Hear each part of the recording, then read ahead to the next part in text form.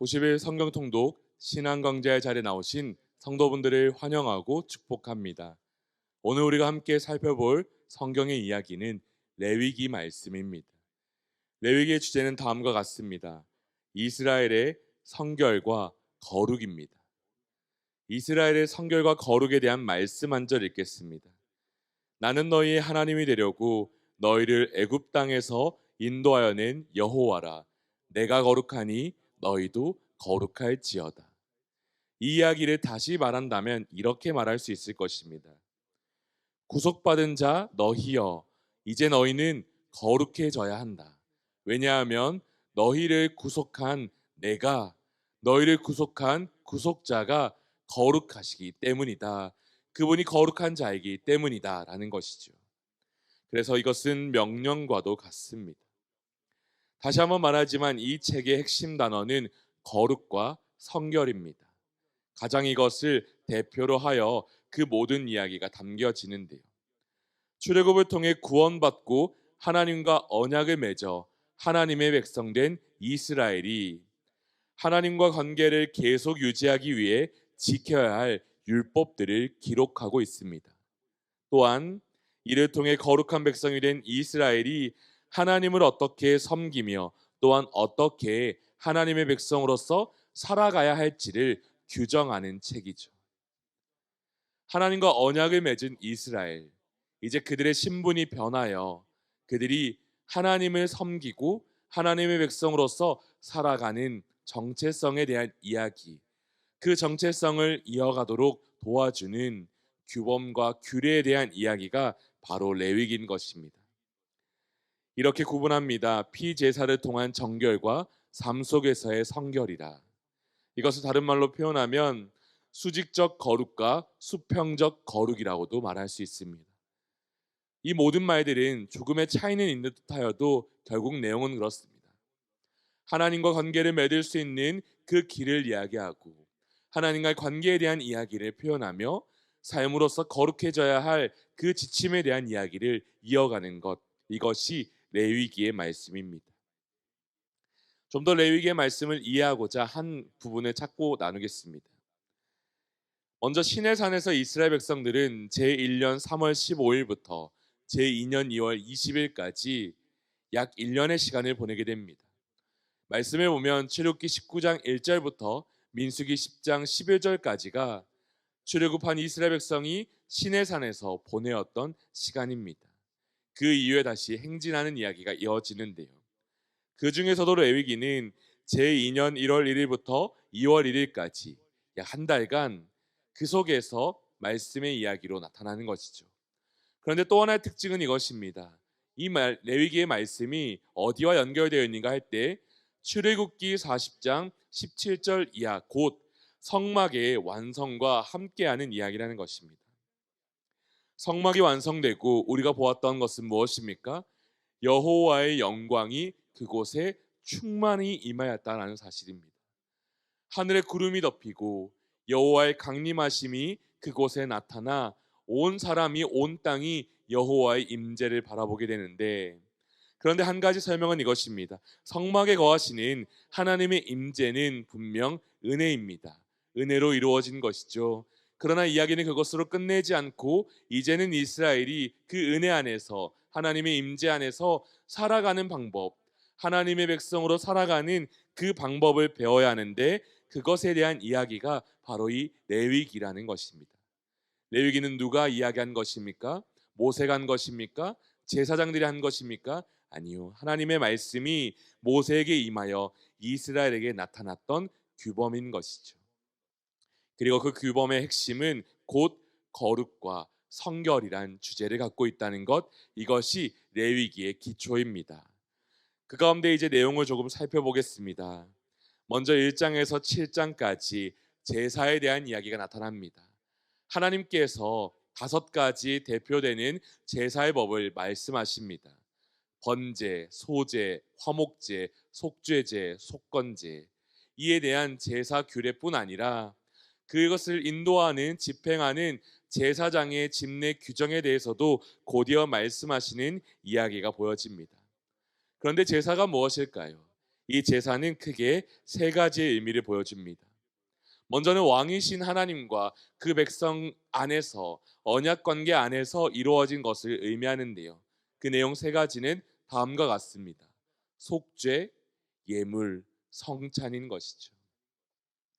완전하시고 의로우신 하나님 앞에서 불완전하고 죄인인 우리가 하나님 앞에 나아갈 때에 우리는 나아갈 수 없다라는 사실을 깨닫게 됩니다.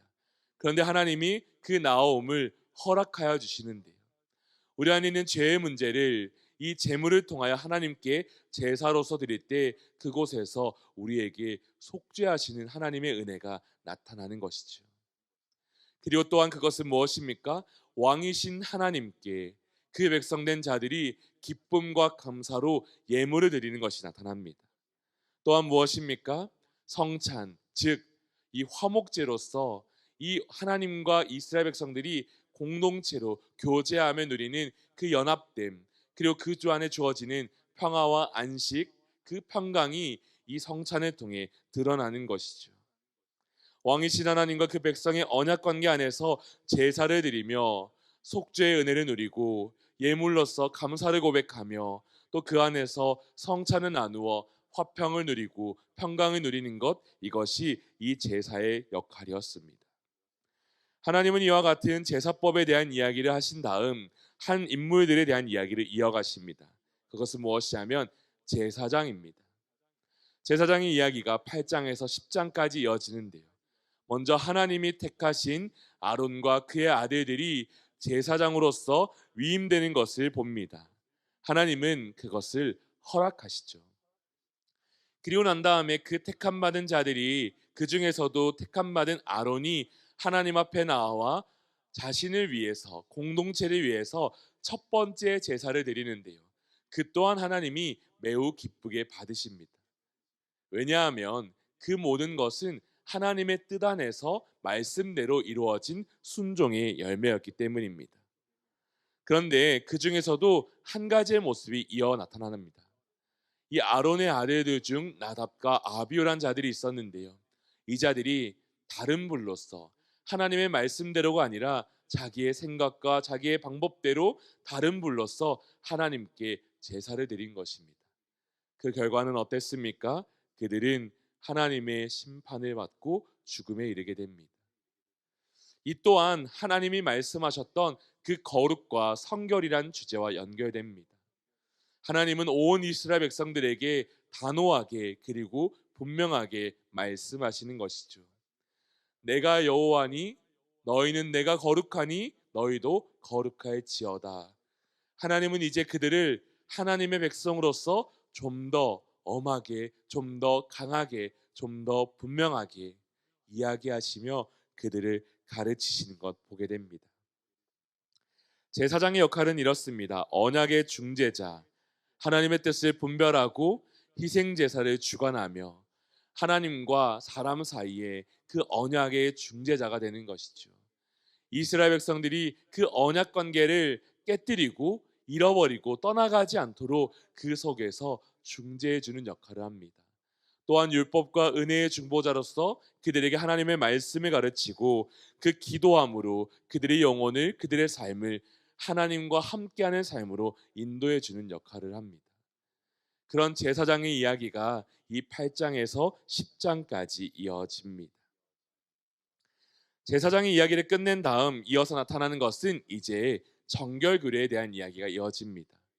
그 내용을 보면요, 음식에 대한 규례, 출산에 대한 규례, 나병과 그 나병에 대한 정결 예식에 대한 규례, 그리고 유출병에 대한 규례 등 여러 가지의 규례가 이어져 오는데요. 이 정결법 또한 의미하는 것은 곧 결국 거룩과 성결에 대한 이야기입니다. 정결법은 앞서 살펴본 제사제도와 함께 하나님의 백성으로서 이스라엘의 정체성을 유지하는 데 기여합니다. 하나님의 백성으로서 이스라엘이 자신의 정체성이 이곳에 있음을 삶으로 나타내게 하는 것이죠. 그 당시 사회에 있었던 무분별한 그 모든 문화를 멀리하고 하나님의 법에 따라 순종해 나가는 것이 의미인 것입니다. 정한 것과 부정한 것을 구별하는 일, 이것은 하나님 보시기에 매우 중요한 일이었습니다.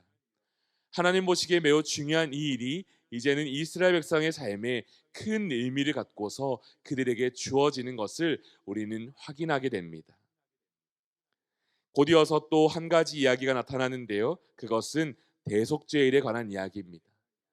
하나님께서 대제사장 아론을 통하여 1년에 한 번 지성소와 회막과 제단을 위해 속죄하게 하십니다. 그리고 또한 그뿐 아니라 자기 자신과 그리고 그 백성들을 온 백성을 위하여서 속죄하게 하십니다. 모든 기물과 모든 백성을 위한 이 속죄의 날이 바로 대속죄일인데요. 이날은 그로 인해서 온 백성이 금식의 날, 회개의 날이기도 하였습니다. 이날의 의식들은 이렇게 진행됩니다. 대제사장이 백성을 대표하여 자신의 죄를 먼저 씻은 다음 이스라엘 자손을 정결하게 하는 속죄제를 위해 염소를 바칩니다. 이 대속죄일에 드려지는 예물은 크게 두 마리인데 그 중에 한 염소가 바쳐지는 것이죠. 그리고 살아있는 다른 염소의 머리에 두 손을 얹고 이스라엘의 모든 죄를 아랜 다음 안수한 다음 이 속죄 염소 아사셀을 광야로 내보내어서 먼 곳으로 풀어 놓아주는 것을 봅니다. 이것은 이 이스라엘 공동체에서 죄가 멀리 구별되어 떠나가기를 원하는 그 모습을 보여주는 것이죠. 이 죄를 담당한 그 제물이 그 모든 죄값을 담당하도록 광야로 멀리 보내어지고요. 그리고 남아있는 이스라엘 백성들은 하나님 안에서 안식을 누립니다. 나중에 살펴보겠지만 이것은 곧 예수 그리스도를 바라보게 합니다. 예수님께서 이 아사살의 모습으로서 우리 가운데 나타나시는 것이죠. 우리의 모든 죄를 대신 지시고 광야를 지나 그 십자가의 심판을 담당하시고 우리를 구속하신 사건, 그것이 이 대속죄일의 의미 중 하나입니다. 곧이어 이어지는 것은 성별법, 상벌법이라고 하여서 이런 내용들을 보여줍니다. 희생제물의 규례를 주시며 결국 가나안 풍속을 금지하시고 사회의 정의를 실천하고 절기를 지키게 합니다. 하나님의 법 안에서, 하나님의 말씀 안에서 하나님의 나라로서 이전에 겪었던 애굽이나 가나안 풍속을 따르지 않도록 하나님이 미리 규정하여 주신 법을 알려주시고요. 곧이어서 하나님은 말씀하십니다. 하나님은 순종에 대한 복을 약속하시고 불순종에 대한 재앙을 경고하십니다. 레위기의 말씀은 처음부터 끝까지 다시 읽고 읽어도 곧 그것은 거룩과 성결에 대한 이야기였습니다. 그런데 왜 그와 같은 이야기가 주어지는가 할 때면, 왜냐하면 하나님이 이제 이스라엘의 하나님이 되시고 이스라엘이 하나님의 백성 되었기 때문입니다. 하나님과의 언약 관계 안에 속하였기 때문에 그들에게 주어지는 의무인 것이죠. 하나님은 다시 말씀하십니다. 너는 이스라엘 자손의 온 회중에게 말하여 이르라.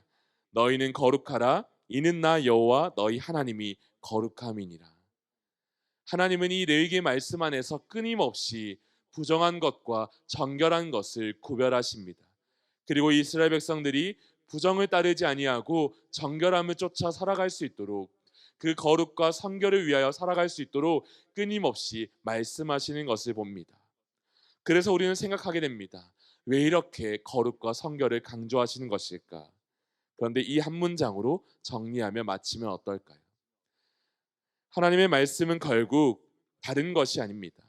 하나님은 거룩과 성결에 집착하시는 것이 아닙니다. 집착처럼 보이는 그것은 다른 것이 아니라 우리와의 관계를 갈망하시는 하나님의 열심이 담겨 있는 것이죠. 우리와의 관계를 원하시고 또 원하시는 하나님의 사랑이 담겨 있는 것입니다. 우리와 언약을 맺으신 하나님께서 우리를 놓지 않으시고 또한 우리를 붙드시는 하나님의 손이 우리가 멀리 떨어지지 않도록 우리를 지키시는 규범, 그것이 곧 레위기의 말씀 그리고 명령인 것이죠. 왜요? 내가 거룩하니 너희도 거룩할지어다. 나와 함께하기 위해서 또 내가 만든 원래의 모습을 따라 너희의 정체성이 이곳에 있음을 하나님은 말씀하시는 것입니다. 이 말씀 안에서 우리가요, 사실은 쉽게 이해하기 어려운 규범과 규정들이 많지만 그러나 그 속에 담겨 있는 이 의미 하나를 갖고 돌아갔으면 합니다. 하나님은 거룩과 성결을 집착하시는 분이 아니십니다. 하나님이 집착하시는 것은 바로 우리인 것이죠. 우리와의 관계를 갈망하시는 하나님께서 우리를 위해 베푸신 은혜의 이야기, 그리고 그 은혜의 완성과 완성, 결론은 곧 예수 그리스도로 이어진다는 것을 우리는 바라보면서 이 말씀을 함께 읽어갔으면 합니다.